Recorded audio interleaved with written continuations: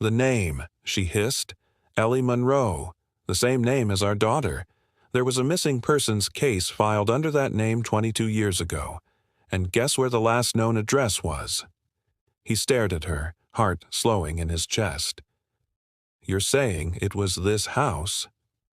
"Not just the house," she said, voice trembling. "The nursery. The room we put our daughter in. It was the same room the other Ellie disappeared from." Evan leaned against the counter, blood draining from his face. "I didn't know," he whispered. "I swear to you, Lydia, there was nothing in the records. We bought it from a private owner. No mention of a death, no red flags, no alerts. I checked everything I was supposed to." Lydia's voice cracked. "Then how did that bracelet end up under our floor?" They stared at each other in stunned silence. And upstairs, Boro growled. The next morning, Boro refused to go outside. For the first time since they'd raised him, he didn't respond to commands. No treats, no coaxing, no gentle nudges. He just sat in the hallway between the nursery and the guest bedroom, his huge frame blocking the corridor like a furry boulder. Then he began scratching at the wall. It started as light pawing, then turned violent. Deep, frantic gouges tearing into the drywall. Evan tried pulling him away, but the bear let out a deafening roar that shook the entire house. Boro wasn't attacking. He was digging. "There's something behind this," Lydia said quietly, eyes wide. "Something he's trying to reach." It took Evan 3 hours to work up the courage to break open the wall. He cleared the hallway, moved furniture aside, and stood with a hammer in one hand and a crowbar in the other. Boro sat behind him, pacing like a sentry awaiting orders. The first blow sent plaster dust flying. The second revealed insulation, and behind that, wood. Old, rotted timber planks. Lydia held her breath as Evan ripped them free, one by one. And then, darkness. A narrow crawl space stretched beyond the hole, steep and suffocating, with an unnatural chill rolling out from its depths. "There's something down there," Evan whispered. The crawl space led to a sunken concrete stairwell, uneven and cramped, with barely enough room to crouch. The air grew colder with each step, and the scent of mold, rot, and something older clung to every breath. Evan flicked on his flashlight. At the bottom was a wooden door, warped with age. It creaked open under his hand. The beam of light swept across a forgotten room. It was small, maybe 10 by 10, but unmistakable in its purpose. A rusted crib sat in the corner, half collapsed. Dust-covered toys littered the floor. A rattle, a cracked music box, a threadbare baby blanket faded to gray. The walls were covered in gouges, deep scratches as though someone, or something, had clawed their way along the surface again and again. Nail marks. And at the center of the room, slumped against the far wall, was an old teddy bear. Evan stepped closer. It was identical to the one Boro slept with every night. Same brown fur, same torn ear, same stitched smile. He turned and looked up the narrow stairwell toward Lydia. "I don't think this room was ever supposed to be found." They called the police. At first, the officers were skeptical. 2 young parents claiming their bear had uncovered a haunted crawlspace beneath their child's nursery. It sounded like a hallucination, a story fueled by sleep deprivation and anxiety. But then the forensic team arrived. They swabbed the floor, took the toys, analyzed the walls, and within 24 hours, the first results came back. Traces of dried blood, human blood, had seeped into the concrete. More disturbing, the DNA on the fabric matched the missing child from 2003. The child named Ellie Monroe. Back in the nursery, the atmosphere had shifted. The air felt heavier, more electric. Ellie refused to sleep alone now, even for a second. Every time Boro left her side, she would scream and reach for him, clutching his fur so tightly her tiny hands shook.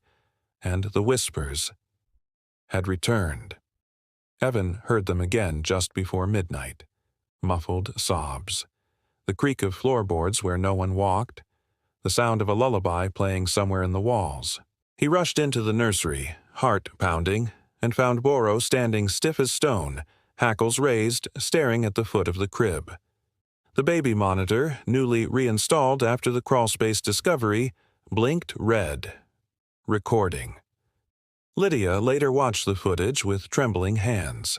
There, at 2:14 a.m., just after Boro growled, was a flicker, a faint shape, pale, translucent, feminine. It hovered at the foot of the crib, its hands outstretched, fingers ghosting over the edge. Boro roared, his loudest yet, and the figure vanished.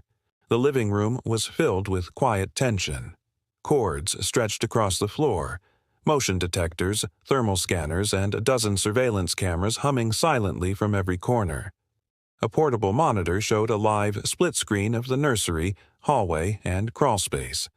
Police officers lingered by the kitchen, pretending to drink coffee but flinching at every creak in the floorboards.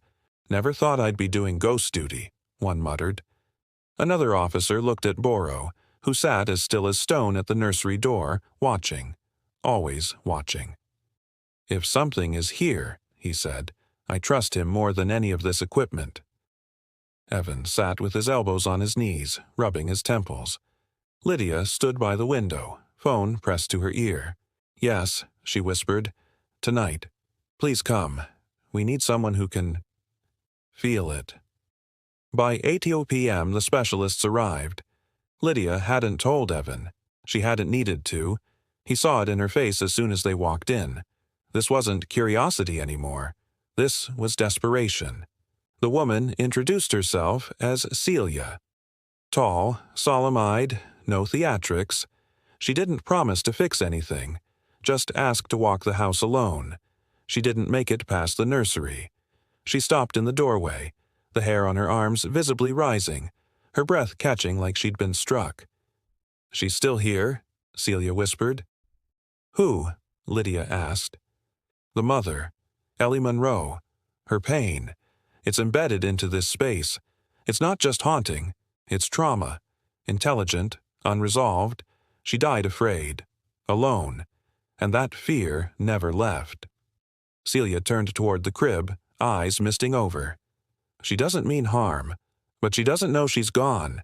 And when she sees another baby here, it reawakens everything." The footage from the previous nights was analyzed again. Infrared sensors showed cold spots hovering inches above the crib, right at the times Boro had growled.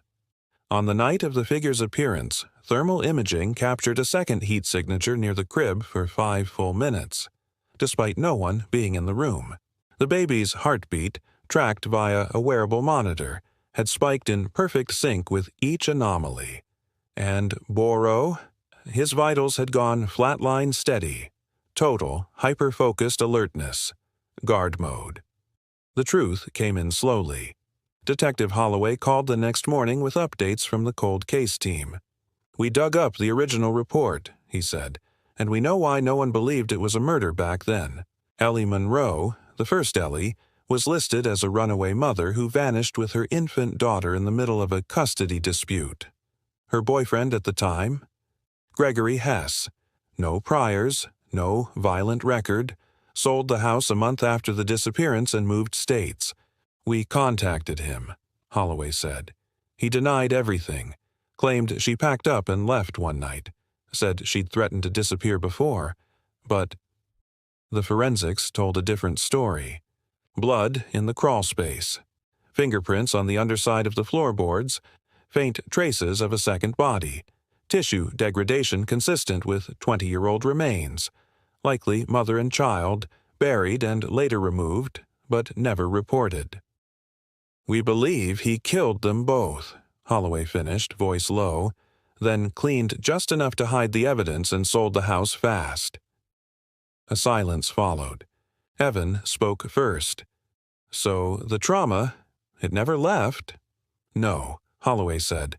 "And your bear, Boro, he picked up on it before anyone else. That night, the final one, was different. The house seemed stiller than usual, but not calm, like something was waiting. The clock hit 2:12 a.m., and Boro rose. He walked into the nursery with deliberate steps, planted himself at the foot of the crib, and looked straight at the baby monitor camera. Not with fear, with purpose. Evan and Lydia watched on the live feed as the temperature dropped again, frost blooming faintly on the windows, their breath fogging in the hallway. And then, the figure returned, translucent, shimmering. A woman, her outline clearer now. Long hair, hollow eyes. She floated forward slowly, arms out, just inches from the crib. Boro didn't growl. He stood tall, blocking her path. And then, something extraordinary happened. The baby reached out. Little Lila, tiny fingers stretching over the crib rail, not toward Boro this time, toward her. The spirit stopped moving, hovered in place. Lydia gasped. She's seeing her. For one frozen moment, the room was silent. Then the figure knelt. Her outline shimmered once, twice, then began to fade. The frost vanished. The room warmed. Boro exhaled and laid down peacefully for the first time in weeks. 2 weeks later, everything had changed. The crawlspace had been sealed. Gregory Hess was under full investigation, facing charges pending exhumation efforts and a reopened homicide case. Celia confirmed the presence in the house had lifted. She just wanted her baby safe, she told Lydia, and she saw that yours was protected. They looked over at Boro, napping on his back in the sun, one paw lazily covering his face while Lila toddled toward him with her favorite stuffed elephant. Lydia knelt beside them. "You knew," she whispered to him, brushing his fur. "You always knew." Boro lifted his head and nuzzled her hand.